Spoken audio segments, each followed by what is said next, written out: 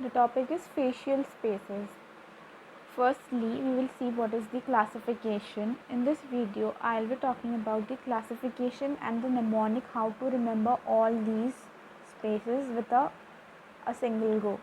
So starting with the classification, first is based on the mode of the involvement. Second is based on the spaces involved in the odontogenic infections. This is direct involvement and indirect involvement. In direct involvement, we have the primary spaces, which is the maxillary and the mandibular one, whereas in the indirect, we have these secondary spaces. Simple, direct, indirect involvement. Now coming to the classification based on the spaces. Maxillary, the spaces in the maxilla. Mandibular, all the spaces in the mandible. So first is primary maxillary spaces. It is canine, buccal and infratemporal spaces. Very easy to remember: canine space, buccal space and infratemporal space. Second, we have primary mandibular spaces, which is again three: submental, submandibular and sublingual. Submental, submandibular, sublingual, all these three are contained in the mandible.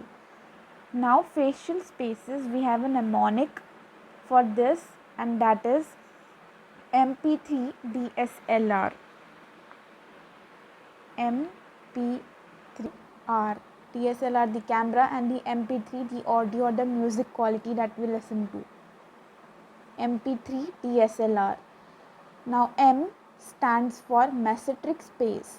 P3, there are three spaces starting from P: parotid space, prevertebral space and the pterygomandibular space.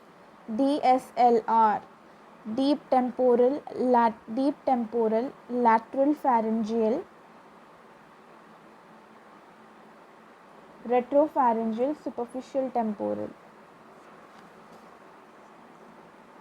Deep temporal,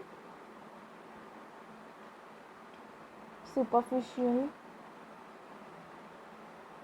temporal,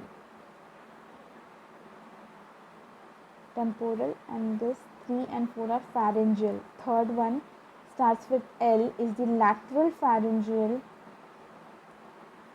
and this is the retropharyngeal. DSLR, easy. MP3, M mesoteric space, P stands for pterygomandibular, prevertebral and parotid space. So this was all about facial planes classification and the mnemonic.